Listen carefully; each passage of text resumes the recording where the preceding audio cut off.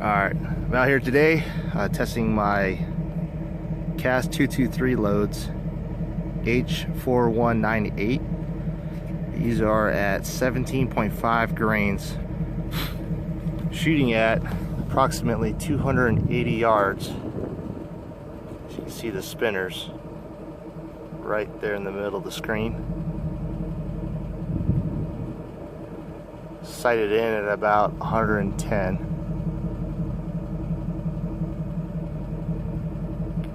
Alrighty. Be kind of hard to see, but listen for the ringing.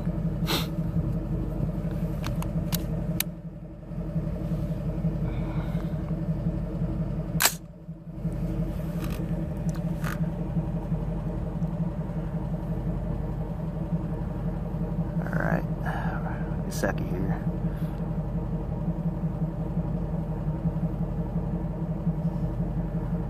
Hold on a second. Alright, here we go.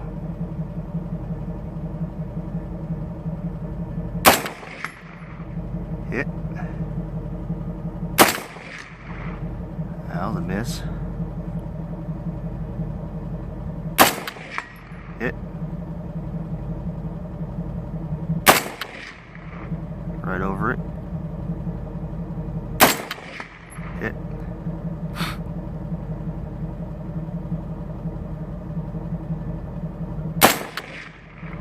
Hit. Hit. Hit. Right over it, damn it. Hit. 7 out of 10. It's about a 12-inch target. Not any bad for cast loads. It's about 280 yards. Alright, I'm about 300 rounds in. Just want to give you a little sight picture of my barrel. Here's the bolt.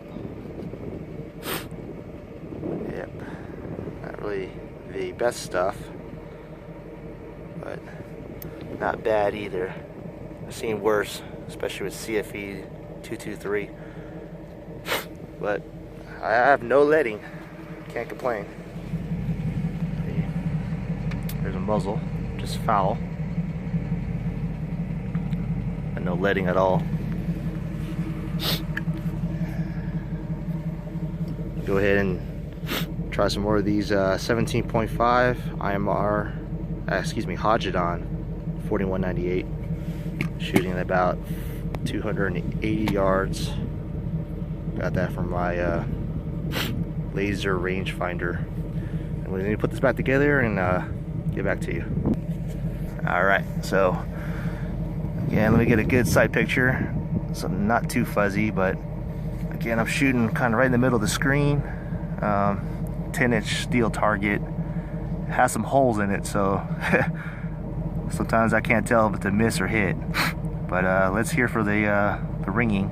Everybody likes when you hit a steel target. Here we go. Hit.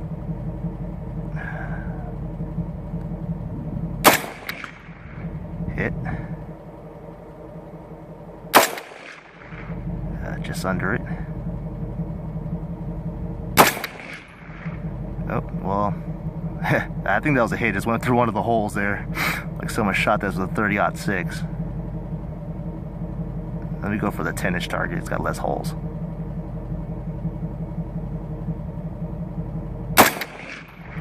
Miss. Miss. Actually, you barrel down on it.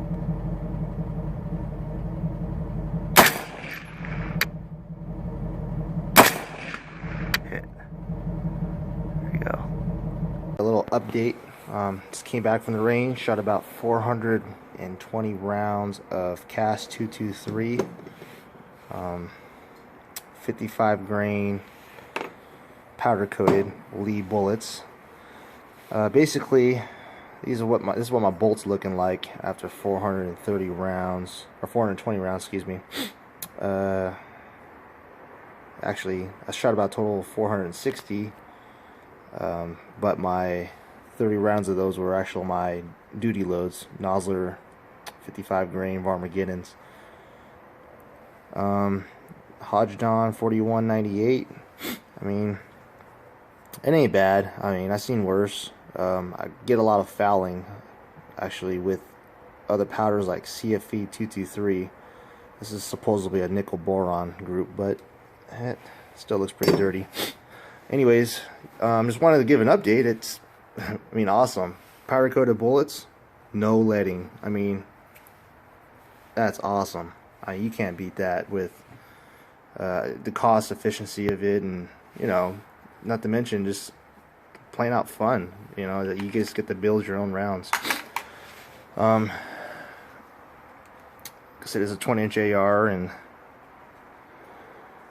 as you can see, there is no leading at all. Just fouling, typical from stick extrusion powders. I gotta just try to do a little more experimenting with other powders, but let me get back to you and get back to you guys on my reloading bench. Alright, so I just basically wanted to say thank you to a couple guys that I've learned looking at their YouTube channels and their methods of powder coating, also casting bullets. One of them was Elvis Ammo. He did some great information about powder coated bullets in the 223. I mean, there's not many out there. As you can see, these are mine. I call these my little zombie blood 55 grainers. I mean they're pretty good. I'm using Eastwood powder and a little sprinkle of the Harbor Freight red. I mean, they're coming out great. Only thing about what I'm doing different is basically I am sizing my bullets. I did notice that for some reason when I shot these unsized, they basically are just all over the place. So I sized mine to 2.265 plus or minus, I guess 5 thousandths, I believe. Let's see here. You can see right there, 2.255.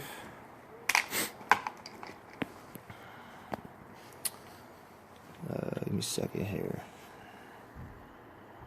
Oh, not really on it. 2.255. Okay, so out of my Lee 6-cavity mold, these are dropping in at, let's see here.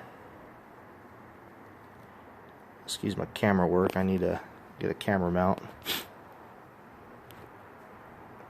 2.285. That's after powder coating. So, I mean, that ain't bad. I mean, like I said, I'm not sure why it is that I'm not getting, I mean, accuracy. I mean, what Elvis Ammo pretty much made sense on his video was, if you look at the lands and the grooving on the actual bullet itself, I mean, that's barely any contact with the rifling. I mean, that's what's basically incised is just those lube bands, or I would say driving bands between two lube band, between the lube band. So, I mean, whatever. It's what it is for me. Other than that, it's just been hit and miss with load development. I mean, casting for 223. I mean, everybody said it wasn't going to be easy. You can see here, I got just pages and pages of me going out there and just testing loads, doing what I can out of my gun. Like I said, everybody's got to do their own. It seems like, yeah, you could go off load data online and other people's load data from cast bullets, but doesn't seem to work. I mean, for instance, you know, I tried Winchester 748. You know, it was recommended from Elvis Ammo, and I tried it at 23 grains. I seeded my bullets at 2.1, and just wasn't shooting good. I mean, I probably got to dial it down, or just maybe my my lead alloy that I'm using. I tried pure linotype, and I tried Will Weights and linotype mixture, water quenched. It's just hit and miss, guys, and you just got to do your own load development. But I definitely recommend basically getting into powder coating. It drives the cost of reloading way down, and just absolutely fun. I mean, you could do whatever you want. You could be so imaginative. You could make it's pretty looking bullets. I mean, geez, pretty cool. And if you're not really into colored bullets, or you guys want to call it lipstick, Everglade Ammo makes a copper translucent, or I guess I say copper powder coat that looks like copper. I mean, it comes out great. I mean, it's almost like these Hornadies. It looks just like these Hornadies, the color at least. But again, guys, don't give up. Thank you.